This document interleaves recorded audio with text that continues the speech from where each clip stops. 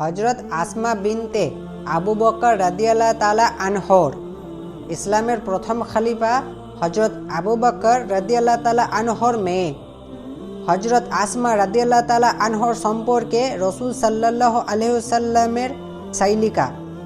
হজরত আসমা রাদিয়াল্লাহু তাআলা আনহর বিয়ে হয়েছিল রসুল সাল্লাল্লাহু আলাইহি ওয়াসাল্লাম আরেক সাহাবী হজরত জুবাইর রাদিয়াল্লাহু তাআলা আনহ এর সাথে।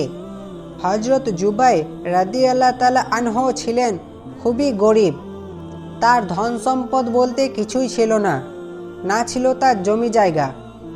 হজরত জুবাইর রাদিয়াল্লাহু তাআলা আনহর সম্পদ ছিল কূপ থেকে পানি ওঠানোর জন্য একটি উট এবং একটি ঘোড়া। হজরত আসমা বিনতে আবু বকর রাদিয়াল্লাহু তাআলা আনহর উট ও ঘোড়া চড়াতেন, খাবার খাওয়াতেন, পানি পান করাতেন। পানি ওঠানোর মস্ক ছিঁড়ে গেল সেলাই করতে। হজরত আসমা রাদিয়াল্লাহু তাআলা আনহ ভালো রুটি না বানাতে পারলেও আটা পিসাতেন। রুটি বানাতে সাহায্য করতেন তার প্রতিবেশীরা, তারা খুবই ভদ্র ছিলেন। আল্লাহর রসুল সাল্লাল্লাহু আলাইহি ওয়াসাল্লাম হজরত জুবাইর রাদিয়াল্লাহু তাআলা আনহকে একটি জমি দিয়েছিলেন উপহারে, যা ছিল বাসা থেকে প্রায় 2 মাইল দূরে। আল্লাহর রসুল সাল্লাল্লাহু আলাইহি ওয়াসাল্লাম একদিন দেখলেন হজরত আসমা রাদিয়াল্লাহু তাআলা আনহ খেজুরে আটি নিজের মাথায় বহন করে আনছে 2 মাইল দূরে অবস্থিত জমি থেকে। মহানবীর সাথে কয়েকজন আনসার সাহাবীও ছিলেন, তারাও বিষয়টিকে দেখলেন হজরত মুহাম্মদ সাল্লাল্লাহু আলাইহি ওয়াসাল্লামের সাথে। নবী করিম সাল্লাল্লাহু আলাইহি ওয়াসাল্লাম হজরত আসমাকে কাছে ডাকলেন, নিজের কাছে উটকে থামালেন। হজরত আসমাকে উটের পিঠে ওঠার জন্য বললেন। হজরত আসমা রাদিয়াল্লাহু তাআলা আনহ উটের পিঠে উঠতে রাজি হন না। পরপুরুষের সাথে যাওয়াকে হজরত আসমা রাদিয়াল্লাহু তাআলা আনহ অপছন্দ ও লজ্জাবোধ করলেন।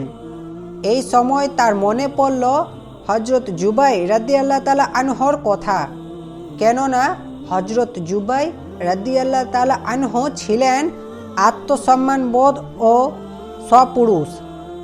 আল্লাহ রসুল সাল্লাল্লাহু আলাইহি ওয়াসাল্লাম চলে গেলেন উটে চড়ে, তার সাহাবীরাও চলে গেলেন নিজের নিজের গন্তব্যে, আর হজরত আসমা রাদিয়াল্লাহু তাআলা আনহ চলে গেলেন নিজের বাড়িতে খেজুরে আটি মাথায় বহন করে। হজরত আসমা রাদিয়াল্লাহু তাআলা আনহ স্বামী হজরত জুবাইর রাদিয়াল্লাহু তাআলা আনহর কাছে ঘটনাটি বিস্তারিতভাবে বললেন। সব কথা হজরত জুবাইর রাদিয়াল্লাহু তাআলা আনহ মনোযোগ দিয়ে শুনলেন, কিছু সময় নিবিড় থেকে ভাবলেন, এরপর দীর্ঘ শ্বাস ছেড়ে বললেন, আল্লাহর কসম যে আল্লাহ তাআলা তোমার এবং আমার রব, সত্যি যেন আসমা আমার কাছে লজ্জা বিষয়টি অসম্পূর্ণ বিপরীত ও ভিন্ন। হজরত মুহাম্মদ সাল্লাল্লাহু আলাইহি ওয়াসাল্লামের সাথে উটে চড়ার চেয়ে আমি বেশি লজ্জিত। তুমি হজরত আবু বকর রাদিয়াল্লাহু তাআলা আনহর আদরে মেয়ে এবং হজরত মুহাম্মদ সাল্লাল্লাহু আলাইহি ওয়াসাল্লামের সাইলিকা। একজন নারী হয়েও কষ্ট করে খেজুর আটি বোঝা নিজের মাথায় বহন করে এনেছো, এটা আমার কাছে বড় লজ্জাজনক ও অপমান। এই বিষয়টি ভাবতে লজ্জায় আমার মাথা নিচু হয়ে যায়। এই ঘটনা পৌঁছালো হজরত আবু বকর রাদিয়াল্লাহু তাআলা আনহর কানে।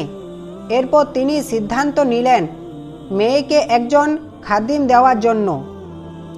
সে অনুযায়ী একজন খাদিম দিলেন হজরত আসমা রাদিয়াল্লাহু তাআলা আনহকে। পিতা হজরত আবু বকর রাদিয়াল্লাহু তাআলা আনহ খাদিম ঘোড়া ও উট দেখাশোনা করত, খাবার খাওয়াতো, পানি পান করাতো, খেজুরে আটি বহন করে আনতো। হজরত আসমা রাদিয়াল্লাহু তাআলা আনহর সকল কাজ করে দিত। এরপর রেহাই পেলেন হজরত আসমা রাদিয়াল্লাহু তাআলা আনহ। আর এইভাবে একজন আত্মমর্যাদা সম্পদ নারী হজরত আসমা রাদিয়াল্লাহু তাআলা আনহ রক্ষা করলেন তার নিজের মর্যাদা, রক্ষা করলেন স্বামীর জুবাইর রাদিয়াল্লাহু তাআলা আনহর মর্যাদা, হেফাজত করলেন নারী সমাজের রক্ষা কবচ।